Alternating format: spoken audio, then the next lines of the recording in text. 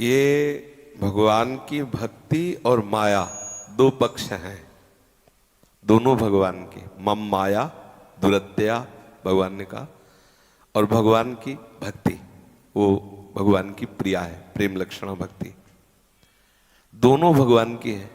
और हमारा स्वरूप भी भगवान का अंश, ममई वांसो। और इस खेल में छोड़ दिया, खेल है, एक क्रीड़ा है। ये संसार क्या है? भगवान की क्रीड़ा भूमि है। इस क्रीड़ा भूमि में दो पक्ष कर दिए, एक माया पक्ष, एक भक्ति पक्ष। माया पक्ष की ड्यूटी दी है कि इसको हरि स्मरण न होने पावे, और भक्ति पक्ष को ड्यूटी दी है कि इसको हरि विस्मरण न होने पावे। समझ रहे हैं? और हमें छोड़ दिया कि दोनों पक्ष का प्रभाव ये, तू देख जिस पक्ष को चाहे उसका वर्ण कर ले।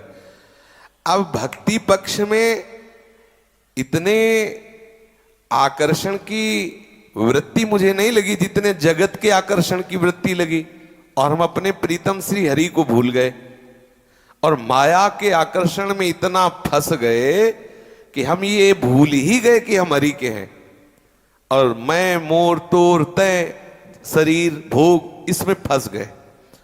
अब ये फंस गए आज से नहीं, कब से इसकी कोई लिखित तारीख नहीं है, तो उसे हम बोलते हैं अनादिकाल से।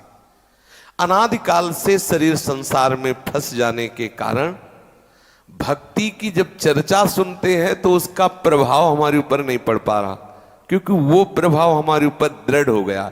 अगर हम बराबर चर्चा सुनते ही रहे तो ऐसा नहीं कि प्रभाव नहीं पड़ेगा। ऐसी दशा आ जाती है कि वो छिन छिन रुदन करंत, छिन गावत आनंद भरी, छिन छिन हार हसंत। कभी भगवत चिंतन करके वो रो रहा है, कभी हंस रहा है, कभी गा रहा है। दशा आती है ना प्रेम की। तो अब हमारा चिंतन प्रिया प्रीतम में स्वाभाविक होने लगे असंभव। हमें कुछ दिन करना पड़ेगा, क्योंकि स्वाभाविक चिंतन जगत का होता है।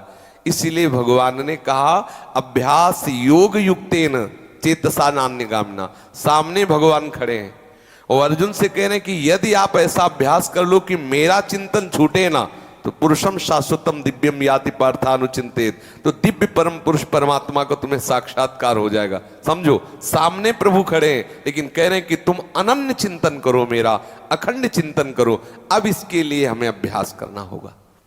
माया का अभ्यास बहुत जन्म से हो गया है, इसलिए ये सहज और सरल लगता है, और प्रभु पराये लगते हैं, और भ्रम ये माया ने पैदा कर दिया। और जबकि सब प्रभु ही हैं, घड़े अलग अलग रंग बिरंगी हैं, लेकिन इसमें जो आकाश दिखाई दे रहा है, जो इसमें प्रतिबिंब है, वो एक ही परमात्मा तत्व का है।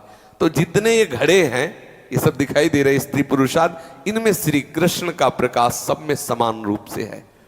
हम वो ना देख पा के नाना प्रकार के नानात्व में फंस गए। इसे मोह कहते हैं, अविद्या कहते हैं, माया कहते हैं, अज्ञान कहते हैं। सत्संग करते हुए जबरदस्ती मन को भजन में लगाते रहे तो धीरे धीरे जैसे जैसे अज्ञान नष्ट होगा, अविद्या नष्ट होगी, भगवान प्यारे लगने लगेंगे। और जहां पूरी माया नष्ट हुई तो केवल भगवान ही भगवान है, माया है ही नहीं, ना थी, ना है, न रहेगी। वो थे, वो है, वही रहेंगे।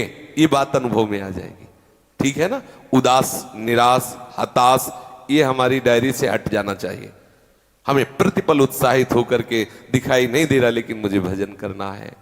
वो मुझे प्यार कर रहा है, मुझे अनुभव में नहीं आ रहा है, लेकिन इसीलिए गुरु बनाया जाता है कि मुझे तो कुछ पता नहीं। जैसे अभी आपको कहा जाए आप निधिवन जाइए, बड़ा आनंद बरस रहा है, तो आप कहोगे निधिवन कहाँ है?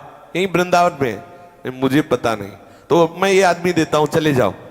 अब वो आदमी निधिवन ले जाए चाहे कसाई वाड़े ले जाए, तुम बिल्कुल पैर बढ़ाते चले जाओ, क्योंकि तुम्हें विश्वास है कि ये हमें भेजा गया निधिवन के लिए, और आप विश्वास पूर्वक उसके साथ चले जा रहे हो। नहीं चले जा रहे हो। जब एक साधारण जगह जानने के लिए प्रगट में हम किसी व्यक्ति का भरोसा कर रहे हैं, तो हम प्रभु को जानने के लिए सदगुरुदेव के बताए हुए वाक्य, बताए हुए उपासना पद्धति, बताए हुए मार्ग पर बिना किसी हिचक के चल दे, तो वो तो धोखा दे सकता है, वो कहीं और ले जा खड़ा कर, लेकिन ये जहां भी पहुंचाएगा वहीं प्रभु होंगे।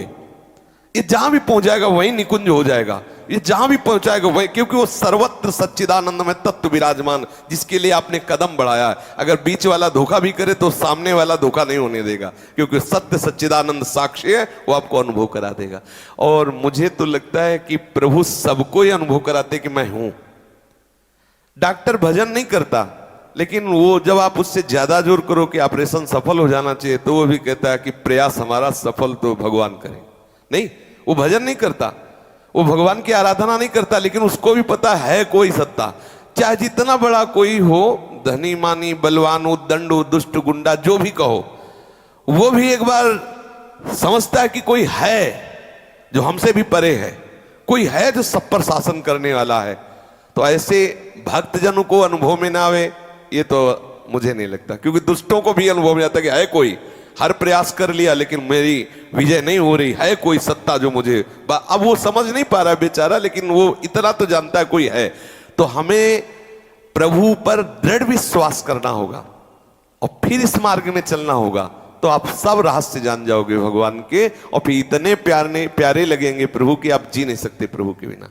थोड़ा दिन धैर्य धर के अभ्यास करते आगे बढ़े।